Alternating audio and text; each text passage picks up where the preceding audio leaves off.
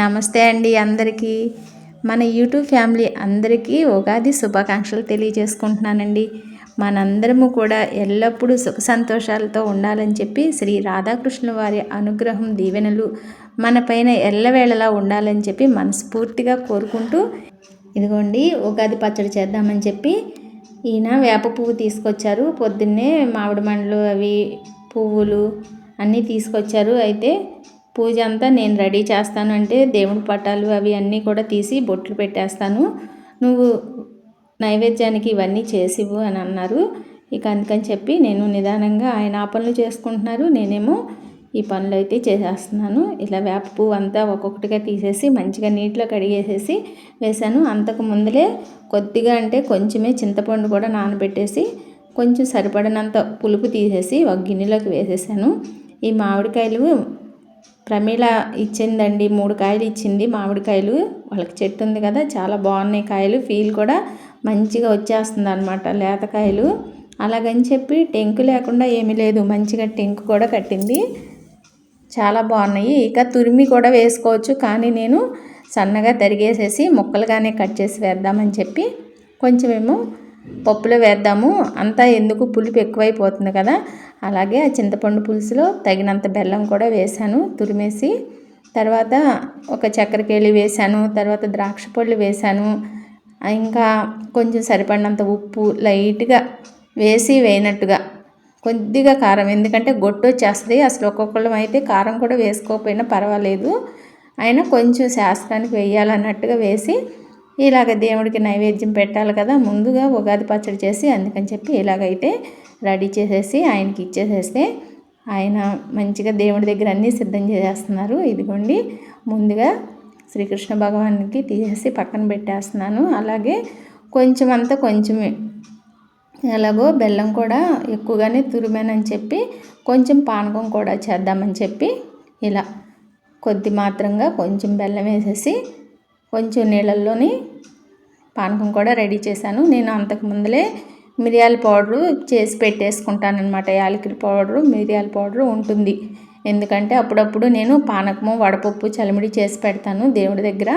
చలవని చెప్పి ఎక్కువగా ఇవి చేస్తూ ఉంటాను.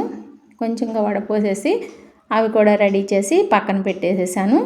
ఇంకా దీని తర్వాత అయితే కొంచెం అంత బియ్యం పిండి తీసుకుని కొంచెం తగినంత నీళ్ళు, మళ్ళీ ఎక్కువగా పోసుకుంటే ఇది పలచగా అయిపోతే చలిమిడి శుద్ధిగాకి రాదు కదా అని చెప్పి చూసుకుని ఒక్కొక్క చుక్కపుగా పోసుకుంటూ ఇలాగ గట్టిగా చలిమిడి అయితే కలిపేసేసాను. కొంచెం బియ్యం పిండి కొంచెం బెల్లం వేసేసి దేవుడికి నైవేద్యానికి ఎంత కావాలండి, కొండంత దేవుడికి మనం కొండంత నైవేద్యాలు పెట్టలేం కదా, అలాగా శాస్త్రానికి అన్నట్టుగా కాదు, కానీ పండగ కాబట్టి ఈరోజు చల్లని తండ్రి అందరినీ చల్లగా చూడయ్యా, ఇరుగు పొరుగు అందరం బాగుండాలి, అందరిలో మనం అందరము ఉండాలి అని చెప్పి అనుకుంటూ ఇదిగోండి ఇంకా చలిమిడి కూడా సిద్ధం చేశాను.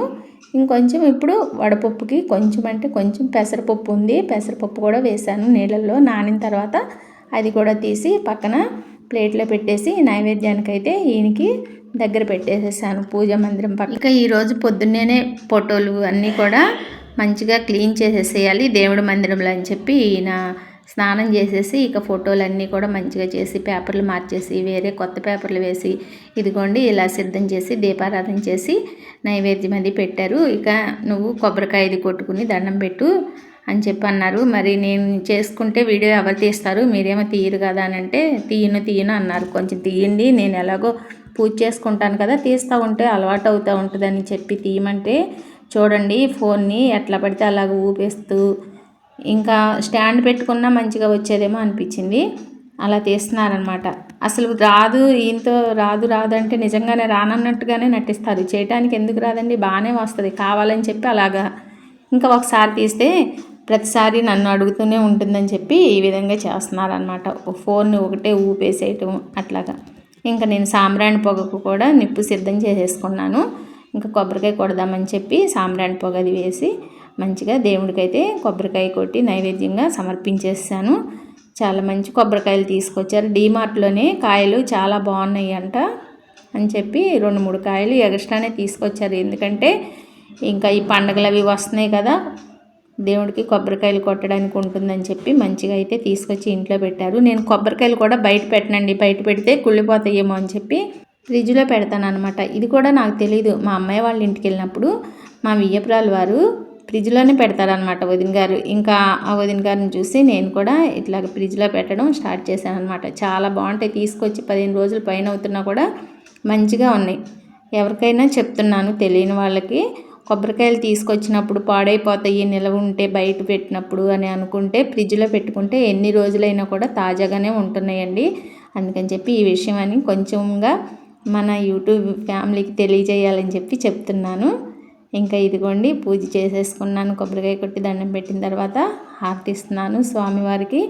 ఈ సంవత్సరం అంతా అందరము హ్యాపీగా ఉండాలి, అందరికీ అనుకున్న కోరికలన్నీ కూడా ధర్మబద్ధంగా ఎవరైతే కోరుకుంటారో ఆ కోరికలన్నీ నెరవేరాలి తండ్రి. అందరినీ చల్లగా చూడు స్వామి, అందరిలో మేము ఉండేలాగా చూడు స్వామి అని చెప్పి మనస్ఫూర్తిగా శ్రీకృష్ణ భగవాన్ని వేడుకుని ఆ చేసిన నైవేద్యాలన్నీ కూడా దేవుడి దగ్గర పెట్టి తర్వాత కొంచెం అందరికీ ప్రసాదంగా పంచిపెట్టి మేము కూడా ప్రసాదం తీసుకొని ఇంకా ఇలాగ మనస్ఫూర్తిగా పూజ అయితే ఈరోజు చేసుకున్నానండి.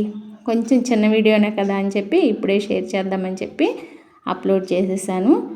ఇదేనండి ఈరోజుకి వీడియో. నన్ను ఎంతగా సపోర్ట్ చేసి సబ్స్క్రైబ్ చేస్తున్న మీ అందరికీ కూడా పేరు పేరున మరొకసారి ధన్యవాదాలు తెలియజేసుకుంటూ, ఇదిగోండి తులసమ్మ దగ్గర కూడా ఇంట్లో పూజ అయిపోయింది కదా, తులసమ్మ దగ్గర కూడా తీసుకొచ్చి ఇక ఇక్కడ దీపారాధన పెట్టేసి ఇలాగ పూజ అయితే చెట్లకు చాలా మందార పూలు పోస్తున్నాయండి. మంచిగా కళగా ఉంది కదా. గుమ్మంలో ఇలాగ పువ్వులు మామిడి ఆకులు ఇలాగ పూజ చేసుకుని ముగ్గు వేసుకుని పిండి ముగ్గు అండి ఇదంతా.